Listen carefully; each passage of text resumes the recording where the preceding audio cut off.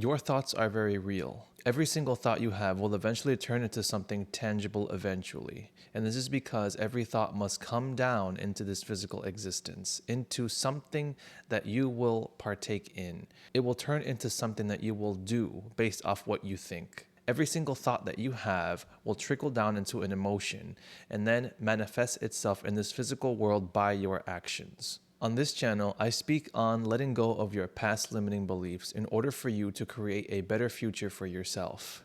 I help bring stories to life and apply them to your own life in your own individual way. And you'd be surprised at how many stories actually apply to yourself on a very individual level. Every single thought that you have must be treated as something very real. It's not just something that goes through and then it should just be allowed to exist and just continue to be in your head, because primarily, most of your life is subconscious. Now, on the screen, you'll see a big iceberg. Now, at the top is your conscious life, which is 5% of your daily life. The bottom, the 95%, is subconscious. So every single thing that you think will just go in the back and you'll be just unaware of everything that happens unless you sit down and actually think about it. If 95% of your life is subconscious, this means that the majority of what you're experiencing is subconscious. So every single thought that you have, whether it's good or bad, is in the background, just making you function. Now, in the realm of thought, in this abstract place that you cannot see, exists everything that you have ever thought ever. Now, in this place exists things that exist that you have created, whether for good or for bad. Now, when you think of something bad, whether you have a negative self-belief, I am not good enough, or I'm a terrible person, I can never accomplish any of my goals, these things turn into beings, so to speak, or some kind of entity. In ancient times, they were known as egregores. So simply something that exists in another realm or within you that's just allowed to dictate how you think. Another way this was described back in old times was the doctrine of many eyes. So every single idea and every thought and belief that you have is considered an eye. So the reason it's called an I is because it is a section of an identity of yourself. It is a version of you because it's an idea that you have of yourself. We all have many eyes, so to speak, and all of these things are different entities or ideas that exist within us. We may have one eye that says, I'm not good enough, another one that says, I'm good for nothing, another one that says, I will never be able to accomplish my goals, and so on and so forth. We can also have very good ones, very positive and uplifting ones, which are ones that we want for ourselves. So with this doctrine of many eyes, this explains how we can have many quote-unquote demons existing within us, allowed to express themselves and fight for power to be at the top of our mind. In the Bible, it says this in Ephesians chapter 6 and verse 12. For we wrestle not against flesh and blood, but against principalities, against powers, against the rulers of darkness of this world, against spiritual wickedness in high places. Now, the important part to gather from this is the first part. We wrestle not against flesh and blood. So this can be very much attributed to every single thought and idea that we hold as a society, because it is thoughts and ideas that make up everything. This is what divides us, and this is what causes people to fight, cause people to be against each other. So we are battling against ourselves. The biggest enemy we have is the ideas that do not serve us, that harm us, that we hold on to. And these ideas are allowed to manifest themselves into this world because there is a three-part system at play here when it comes to thoughts. First comes a thought, then comes an emotion. So an emotionally charged thought then must come down here as an action, or something must come out of it, because with emotion and an idea together gives birth into something physical. Whether that thing comes out through you or through somebody else, it must come into existence here.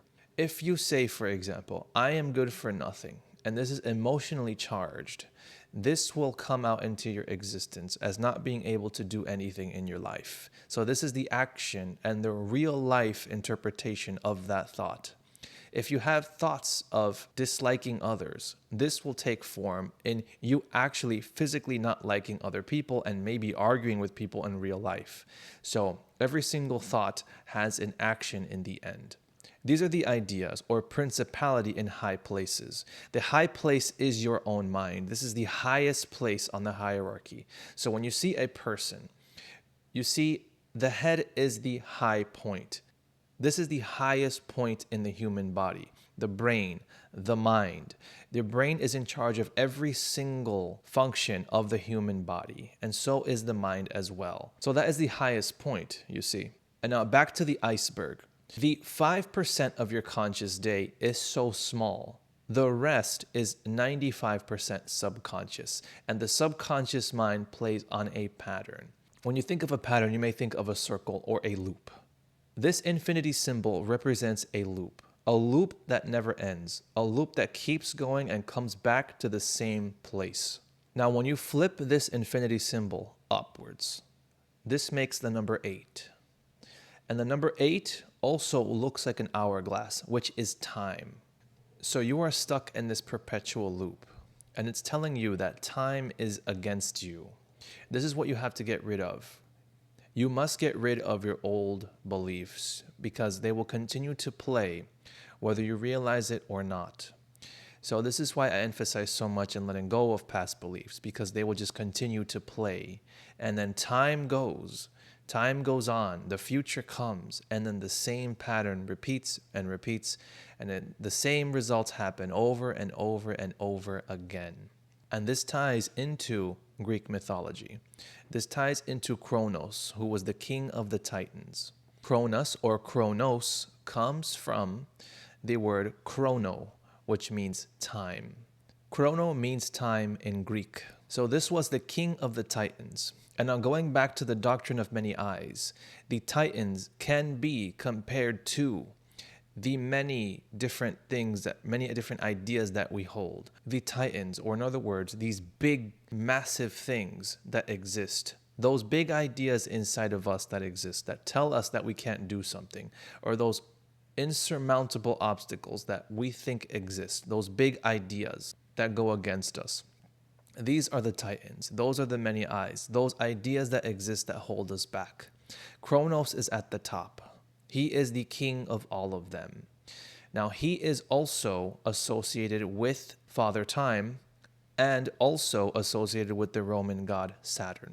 Now, how Kronos relates to us is that he is the biggest, baddest thought that we have, that serves the worst job and makes us feel the worst. He is the leader of the Titans. He is the leader of all of those ideas and beliefs that you have. He's there to just wreak havoc on you. And as I mentioned before, thoughts that exist in us create sort of entities. And this is something that we create within ourselves. As we feed into these ideas, they become bigger and bigger, and they become titans. They become these big, powerful forces that we feel like we cannot go against. Him being Cronus, and him having the relation with time, with having that same thing that repeats. He is that thought that just repeats over and over again. He is associated with Father Time. And here is a picture of Father Time. He is also known as the Reaper. In a previous video, I have shown how when there is an old man, typically, symbolically in a painting, back when they used to paint these pictures in the 1800s and even before then, it's been commonly known that an old man is your old ideas, your past beliefs. And now here you see a picture of him cutting the wings off of a young child. A young child, also in much the same way symbolically, means your future aspirations and the things you want for yourself. So many times we can feel like we have new ideas and new beliefs that we will want to accomplish for ourselves. Maybe we don't want to be depressed anymore. Maybe we want to make more money. Maybe we want to have a successful, happy relationship.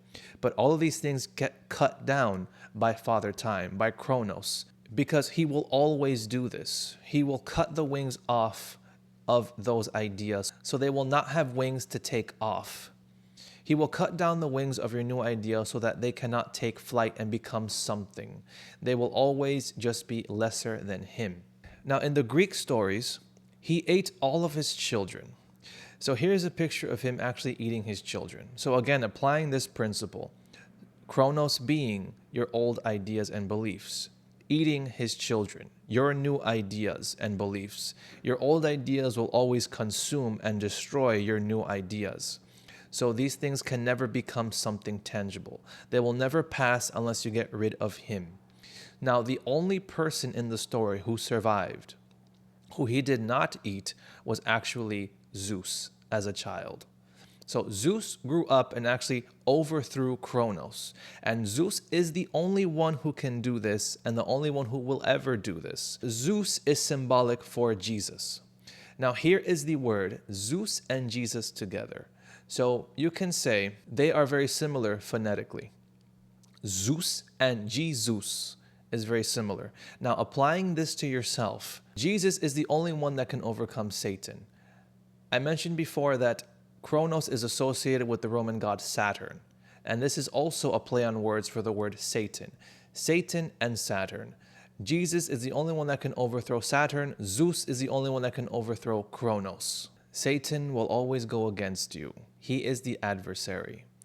The adversary is just that thing that goes against what you would like for yourself. Every new idea that you have, that you want to accomplish within yourself, is always struck down by the adversary, the enemy, so to speak. And the enemy is just those ideas that go against what you would like for yourself. All of those aspirations you wish, that's it. And Jesus being the Savior is that thing that gets you there. So he is Zeus, in other words, the one that overthrows Kronos, the one that overthrows Satan, the one that actually gets rid of those old beliefs and ideas. And all you got to do is nurture Zeus or Jesus enough so that he can overthrow your old ideas and beliefs, so that he can take the place and save you from your old ideas, from whatever it is that you're suffering from. Because your thoughts will then turn into something. Your new thoughts will save you from your old ones. Kronos being associated with Father Time as well can help us to understand how we can bend time in order for us to achieve what we want for ourselves. Because many times you can feel like we're in this constant loop and this constant struggle, but this is also indicating that time is something that we can play with as well. Our subconscious mind does not understand time like we do. We have this idea of time being linear. But time is that thing that is infinite, because we can be caught in this infinite loop as well. But this also means that since time is infinite, no beginning and no end, we can pick a point in time for us to choose to dwell in, rather than continue to be in this infinite loop of time that continues to play. We can break out of the loop. Now, the way we can break out of this loop is by meditating. When we're in meditation, we are just in the present moment. We can pick a point in time or imagine something that we would like for ourselves and allow our imagination to fly. And we don't have to be a victim of our old beliefs, cutting out our new ideas, cutting out our new aspirations. We can allow our imagination to fly. We can bend time to our will. We can let go of the past and enter the future now through meditation, through visualizing what we want now, just by imagining, using our mental faculty, by nurturing our little ideas into something greater, into something bigger. This is also known as quantum jumping, when we can pick a point in time to dwell in. Since time is not known by our subconscious mind, it is only known by our conscious mind. We can pick a point in time. It's similar to dreaming, where you don't quite know what's happening in a dream. Anything can happen, but it's still perceived as reality. And so as we allow our imagination to fly and we consider the possibilities of things being real now, this expands the way our mind works, and then our thoughts will work for us. And then something happens where, as we continue to dwell on the thoughts we want for ourselves, rather than just continue to dwell in the old beliefs, we establish a new way of being in which we can create something we want for ourselves now. So your thoughts are very real. All of your old beliefs are just trying to bring them down, because they all want to reach that high place. They all want to fight for supremacy. They all fight each other to get at the top, the most high place, which is your own head. So take care of your new thoughts, let go of your past, and do this by meditating, entering the silence, and getting rid of the rubble, getting rid of the garbage. Do not allow your old thoughts to run wild anymore. Use time to your advantage. Realize that time is just something that exists here. It is said that Satan is the god of this world. Time, Chronos, is the god of this world. But this world is just a reflection of another world, the spiritual world, the mental world. All is mental. So everything comes from mentality. And this is what overrides this world. So if you can change your ideas and imagine and to dwell in that place, which is your imagination, enter another realm, this will translate into this one. And you don't have to be a victim to time. You don't have to be a victim of the same patterns anymore. You have officially broken it once you can use your mind to get what you want. Whenever you meditate, you are entering that state of eternity. You're entering that place where time doesn't exist.